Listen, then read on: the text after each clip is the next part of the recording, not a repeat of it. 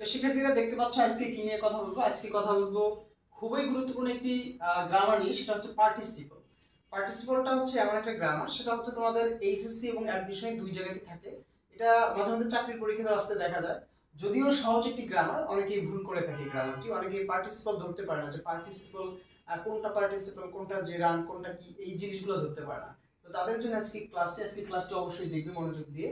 তাহলে পার্টিসিপলের যে ঝামেলাগুলো আছে সেগুলো কথা বলতেছিলাম পার্টিসিপল নিয়ে। তো পার্টিসিপলটা কি সেটা তোমাদের আগে জানতে হবে। পার্টিসিপল হচ্ছে ভার্বের যে ফর্ম একই সাথে ভার্ব এবং অ্যাডজেক্টিভের কাজ করে, তাকে পার্টিসিপল বলে। অর্থাৎ এই অ্যাডজেক্টিভের কাজ করবে হচ্ছে ভার্বের একটা ফর্ম, এটা আইএনজি যুক্ত হতে পারে, সেটা ভার্বের থ্রি হতে পারে, অথবা হ্যাভিং যুক্ত প্লাস ভার্বের থ্রি হতে পারে। অর্থাৎ টোটালটা থাকবে ভার্বের ফর্ম, এটা আবার অ্যাডজেক্টিভের মতো কাজ করবে।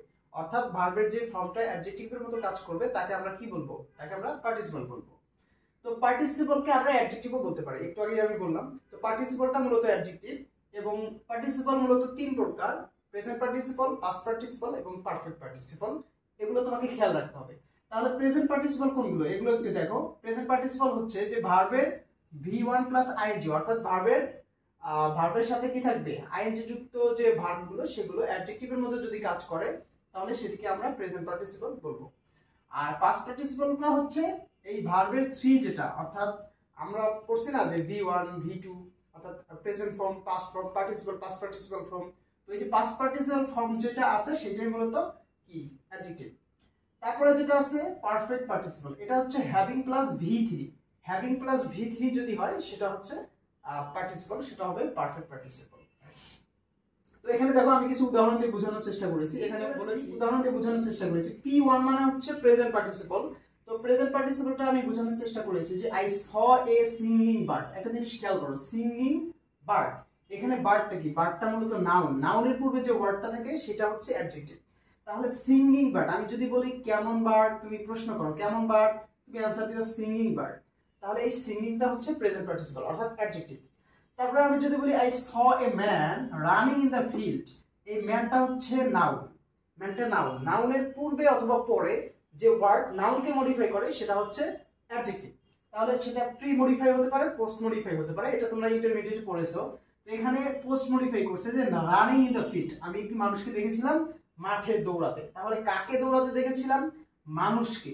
তাহলে মানুষ যেহেতু একটা নাউন এবং নাউনের ঠিক পরেই বসে মডিফাই করতেছে, তার মানে এটা অ্যাডজেক্টিভ। এই যে রানিংটা হচ্ছে কি? অ্যাডজেক্টিভ। তার মানে এটা হচ্ছে টোটালটা যদি ফেয়ার্স হিসেবে ধরি তাহলে কি হবে? Present participle phrase. তো শিক্ষার্থীরা কথা বলতেছিলাম প্রেজেন্ট পার্টিসিপল নিয়ে, এটা ছিল প্রেজেন্ট পার্টিসিপল ফেয়ার্স। অর্থাৎ এটা যদি আমরা স্পেসিফিক ভাবে ধরি তাহলে এটা হবে প্রেজেন্ট পার্টিসিপল।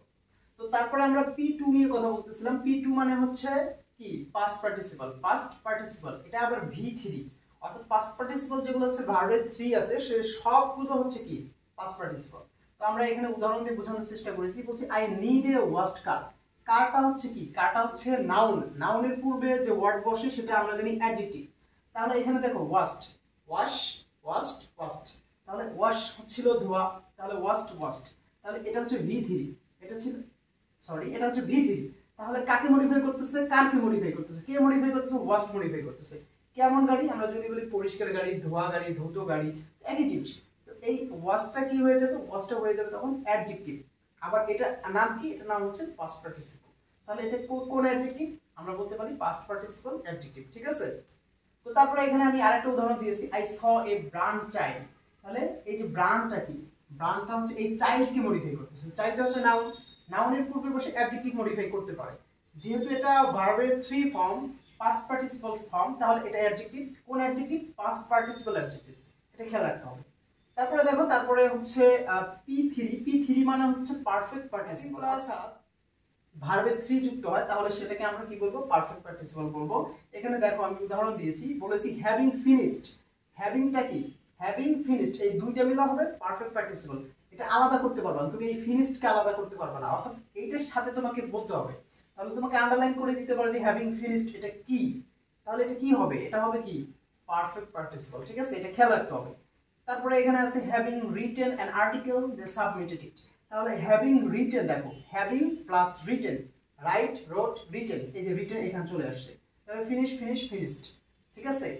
তারপরে having written an article they submitted it, এখানে রিটেনটা কি? এই যে হ্যাভিং রিটেনটা হচ্ছে পারফেক্ট পার্টিসিপল।